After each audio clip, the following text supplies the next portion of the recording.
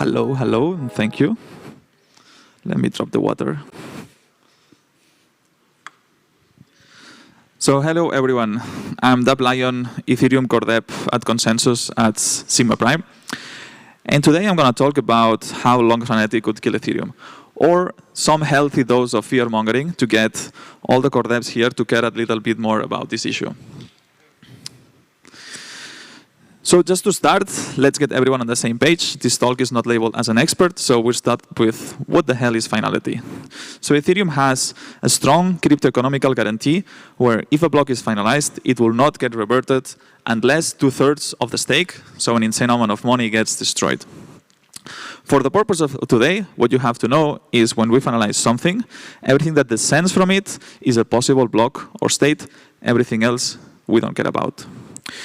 So when the network fails to reach finality, in other words, 2/3 of the chain agree on something, then this section of blocks and states just keeps growing because the finalized checkpoint doesn't get updated and it just keeps going in the past and in the past. So today we're going to run through an experiment. I'm going to show a hypothetical failure mode of the Bitcoin chain on non-finality, and we'll talk on all these possible concepts and how they tie together into something that could actually kill Ethereum. So let's start with some finalized checkpoint, and here some descendant block A. But this is a longer chain. I'm just representing here shortly for succinctness. Next, oops, some client has a bug with more than 1/3 of the state, say like a consensus issue where they reject the block that they shouldn't. And this causes a chain split. So the faulty client cannot produce on top of A, so it just goes on its own fork and mines B prime, X prime, so on and so on. Everyone else stays on the majority fork, so B and X. And with these 3 dots, I'm representing a long chain. If we're talking about 1 day of non-finality, this could be 7,200 blocks, so quite a lot. The first thing that happens is most clients spend, not significantly, but a decent amount more this space during non-finality, as the amount of blocks and states that they have to keep for fast access is higher. Then, now it's when things get interesting. Let's assume that one of the faulty clients, for some reason, be another bug or some network problem, they lose out of sync or they crash.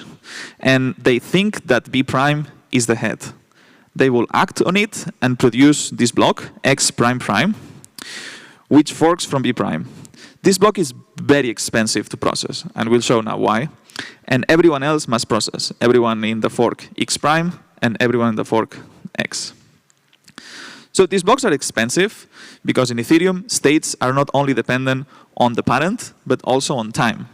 When you want to process block X prime, you have to load the state at B prime and perform something that's called a state advance. You have to run this code, which is relatively expensive and increases linearly with state size, a lot of times. So in this case, if it's 1 day of non-finality, you have to do this 225 times plus hashing. So I don't know the numbers, but we are talking a few minutes, potentially. And we can have many of these blocks, and these blocks are very expensive, and what they can cause is that now some nodes get overwhelmed. They trigger resource exhaustion. So let's consider now one of the non-faulty nodes at X. They have to ingest these expensive blocks, and now they also fall out of sync. So they start to produce these annoying blocks that, again, are expensive to process. And here you can start to see how things spiral out of control. Now that we have a decent amount of forking, this space really shoots up. Because again, we are extending the space of possible blocks and states, not only in the dimension of time, but also in the dimension of forking. And now clients can start, again, depending on the client and how they run, to run out of space. If a client has no space, it stalls, it cannot progress, it needs manual intervention. So because of that, let's consider one of these forks now doesn't have enough participation because clients are losing disk and going out of sync. Then you have reorgs, which are expensive. And another interesting failure mode is that some ELs cannot handle reorgs past a certain depth. If that happens, they stall because they don't have enough state to process the chain. So more clients going offline, yada, yada, yada, yada. Also, other things to consider, clients could crash with OM, depending on how their state cache on memory works. And again, triggering sync issues. So in these accidental failure modes, any sort of bug can spiral out of control as it causes resource exhaustion, which causes faulty blocks, which causes resource exhaustion, and so on. And this behavior is quadratic with time to finality. Like the longer finality goes on, the more expensive these operations can become. But that can be triggered by an attacker. All of this so far has been accidental. And accidental failure mode is problematic because it has a lot of stake. But if an attacker wants to exploit this and has significantly less stake, potentially like some 100 keys, it can truly wreak havoc. So the problem, as I was saying, is these very expensive blocks that do a lot of skips. And you can create a lot of objects that exploit this. So for blocks, you need stake. You need to have a valid proposal signature. But you can brute force valid proposal slots. If you have maybe like 100, so like the Crusader, the low-carb Crusader, could easily attack the chain in finality of like 1 day and create about some hundreds of blocks, which again, consider each one takes 1 or 2 minutes to process. You can DOS the network like that. Aggregated attestations also require stake. You have to brute force the aggregator duty. And unaggregated attestations, you don't require stake, as you can just produce an invalid attestation, and it will still force nodes to compute the shuffling. The good news is that we are fixing this last attack vector on Electra, and you will also require stake. So look at some history. We have had some issues with finality in the past. The most relevant one happened in 2023, where we lost finality for about 4 epochs. What happened is something very close to this failure case, where some nodes considered to be synced, and they propose a very expensive, not as expensive as the ones we're talking about, but some attestations that take some time to process. Unfortunately, Prism had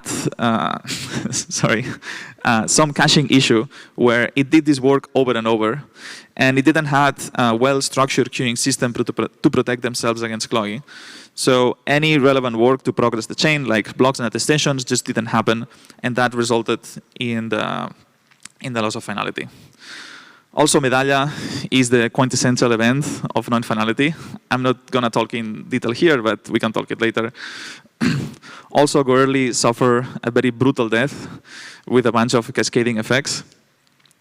And funny enough, the Pierre-Das DevNet that we ran recently had a massive reorg of 130,000 blocks that triggered this edge case where none of the ELs could continue because they stalled without state.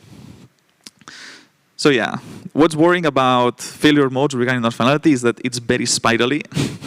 Things cause things, and it gets pretty out of hand. So far we have talked about accidental issues that relate to client bugs, network partitions, these sort of things. But the worst case that we should consider is what's the possible longest non-finality that we could see on the Beacon chain?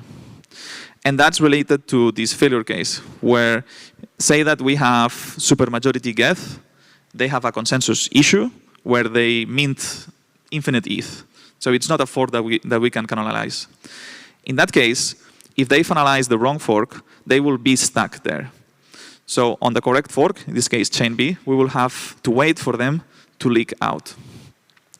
That's going to take a long time. So if Geth is like 70%, we are looking at 32 days. So that's, in my opinion, that's the worst case that we should aim for. And this is realistically something that could happen if, for some reason, Geth gets a significant amount of market share. So what can we do? What can we do? Easy, just don't do bugs. Just don't release clients with bugs. Then we don't have non-finality, and easy, not a problem. Now, for real, there are no strong mitigations. It's just we need to harden the client. So don't run out of this space. Don't run out of memory. Don't get exhausted. And third, we're going to look and explore if we can actually reject some of these useless network objects to protect against the most blatant cases of those.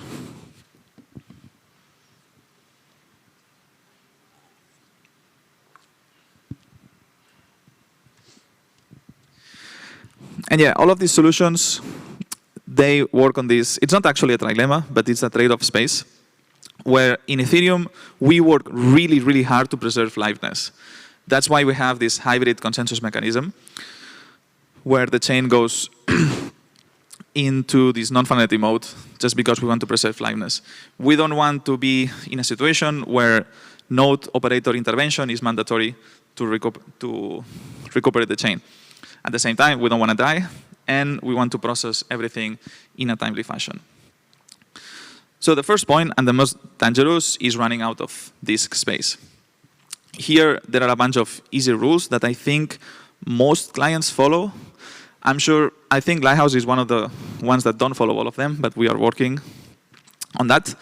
And in Lighthouse, we are now introducing this very interested optimization, which is storing everything as diffs. That's commonly known in consensus folklore as 3 states. And that's going to be rolled out in the next version, but it only affects the freezer database. What we want to do next is apply the same principles, but for unfinalized states. And that's going to be massive, because now every time we want to store a state, instead of spending 200 megs, we can just spend half. And we have really good compute and apply times for a bunch of different diffs. How this is going to look like, we'll have this hierarchical diff structure, where if you want to recuperate, say, the state in red, you load snapshot, and then iteratively load the diff, apply, load, apply. This is very, very efficient in terms of disk space. And as you saw the numbers here, it's actually pretty fast and even faster than replay. The complication with the unfinalized section of the chain is that we have moving finality, which complicates a bit the design. But if we just extend the diffs into some finalized range, keeping at least 1 per layer, the design works. And pruning is not that complicated. For memory, there is not much you can do. You just have to make sure that your state cache doesn't blow up in these circumstances. And again, 3 states, memory helps a lot. And this is already in production in Lighthouse. And the last one, and I think this is the most important, you need to have some strong queuing system where you don't let yourself get exhausted from this garbage that can come from the network. Looking at the Medalla, the mainnet incident that we talked about, if instead of having this queue, you split it into sections, one that has higher priority for things that are useful to you, in this case, let's say, descendant of heads, and then everything else gets processed with lower priority, we should be safe in this case. Lighthouse at the moment is working on revamping all our queuing system, and we're going to do something with this, also with fairness, so P0 doesn't exhaust P1. And the last point is, OK, we know that these blocks are really bad. Can we just ignore it? That would be really nice. And unfortunately, no. If we want to preserve liveness, there are a lot of edge cases where if we start to ignore blocks, then the chain could stall.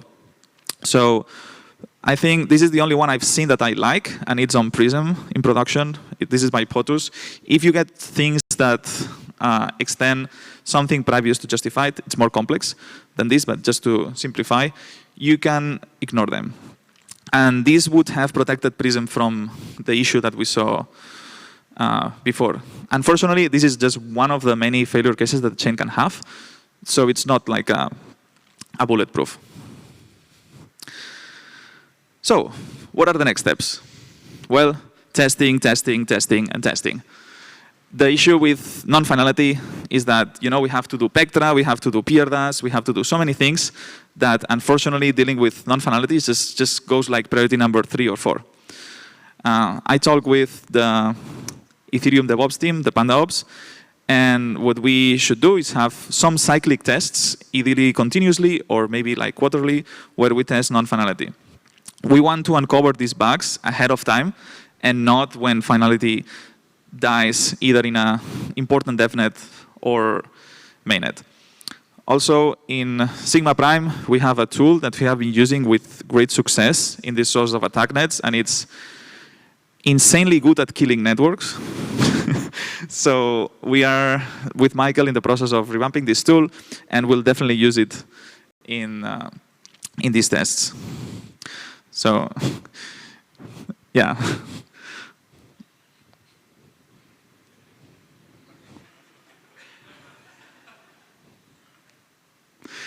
But yeah, I mean, just to not be too fear-mongering here, the Beacon chain has been exceptionally stable through its lifetime. And the only time it lost finality was for 4 epochs, which is nothing. We have a robust set of operators who are very diligent, hands-on. The same for core devs. We have triage and fixed issues really quickly. So again, we have to work on this. It's my mission as a core dev to make sure that Ethereum never loses liveness. But yeah, we've been doing great so far, and we should be proud of it.